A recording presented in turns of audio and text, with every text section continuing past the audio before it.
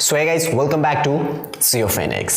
2014 में एक YouTube channel start हुआ IIT की कोचिंग के लिए, स्पेशली फिजिक्स पढ़ाने के लिए। लेकिन काफ़ी लंबे समय तक उस चैनल पे कोई भी एक्टिविटी नहीं थी। जैसे ब्रेकअप के बाद लोगों के हार्ट रेट एकदम फ्लैट। फिर टाइम आया साल 2018 जब उस चैनल पे 50,000 सब्सक्राइबर्स हो गए थे, और तब उस टाइम पे वो सर ने बोला कि हम अपना एक खुद का प्लेटफॉर्म लेके आने वाले हैं। फिर साल था 2020 जब उन्होंने अपना खुद का ऐप लॉन्च किया, और अब साल है 2022 जब वो एक छोटा सा चैनल अब एक बहुत बड़ा यूनिकॉर्न स्टार्टअप बन चुका है।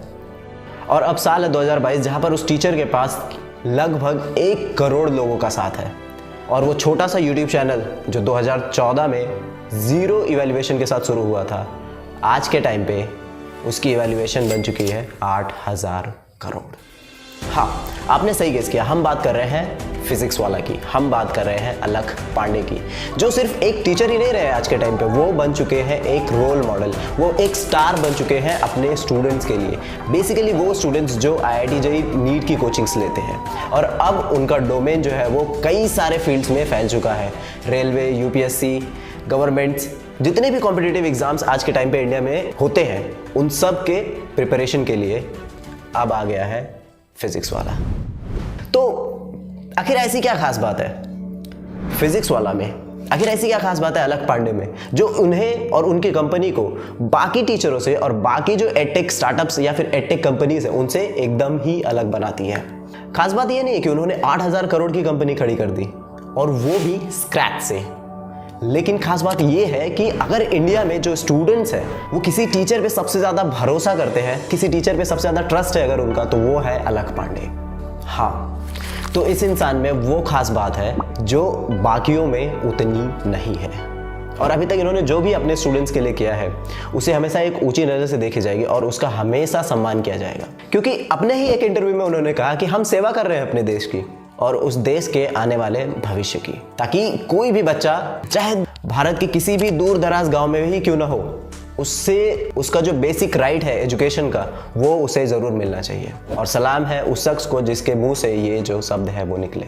लेकिन इन सब में एक छोटा सा प्रॉब्लम है, और वो है इनके रेवोल्यूशन की बात का। आज के टाइम पे अलख पांडे सर जो रेवोल्यूशन है वो एडटेक में लेके आ रहे हैं, लेकिन उस एजुकेशन में लेके आ रहे हैं जो ऑलरेडी एग्जिस्ट कर रहा है। जबकि उनका नारा था कि हम इंडियन एजुकेशन में रेवोल्यूशन लेके आने वाले हैं। तो अब है ये मैसेज अलख सर के लिए। लेकिन सर एक बार सोचते हैं कि असली रेवोल्यूशन तो वो होगा ना कि हम इस कचरे को ही साफ कर दे पूरी तरीके से, जो है हमारा एग्जिस्टिंग एजुकेशन सिस्टम, ताकि बच्चों को मिल सके सच्ची शिक्षा, ना कि ये फर्जीवाड़ा जो सालों से चला आ रहा है अपने देश में। और कितने सारे स्टूडेंट्स हैं, कितने सारे बच्चे हैं जो इसका परिणाम अभी भी भुगत रहे हैं। इन्हें बिल्कुल भी ये नहीं पता कि इनको करना क्या है, क्योंकि कभी किसी ने सिखाया नहीं। और सर आप तो सुविधा प्रोवाइड कर रहे हैं सारी मछलियों को, ताकि हर मछली को बराबर चारा मिल सके, कोई भी वंचित ना रहे उससे। लेकिन अकेले इससे कोई फायदा होगा क्या सर? मूल जड़ तो वो कचरा है ना, जिसकी वजह से ये पूरा सिस्टम जो है वो पूरी तरीके से हिला पड़ा है। सोचिए अगर हम उस कचरे को ही हटा दिए पूरी तरीके से तो सब कुछ साफ हो जाएगा, और जब सब कुछ साफ हो जाएगा तो उस पानी में जो मछलियां हैं ना, ये जो अनजान, ये जो मासूम बच्चे हैं, ये अपना रास्ता खुद ब खुद बना सकते हैं। क्योंकि अब इन्हें बांधने वाला कोई नहीं है, क्योंकि अब ये किसी असाइनमेंट, टेस्ट, एग्जाम, नंबर, इन सब चीज़ों से बंधे हुए नहीं है। इनके पास एक ऐसा सिस्टम है जहाँ पर ये जो करना चाहते हैं उसे सपोर्ट करने की सारी सुविधाएं हैं। उसे सपोर्ट करने के लिए कोच है, मेंटर है, टीचर है, ना कि एक कॉमन टेस्ट पे उसके स्किल्स को, उसके फ्यूचर को जज किया जाए और उसकी जितनी भी टैलेंट है उसको वहीं पे ख़त्म कर दें। इसी के साथ आखिरी में बस इतना कहेंगे कि यही वो इंसान है जिसका नाम है अलख पांडे, जो ये बदलाव ला सकता है।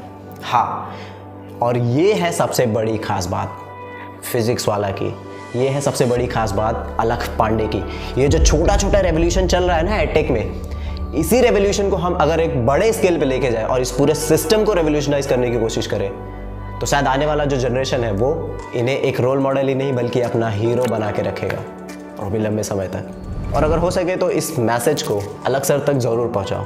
तब तक के लिए stay safe and thanks for watching. Don't forget to subscribe.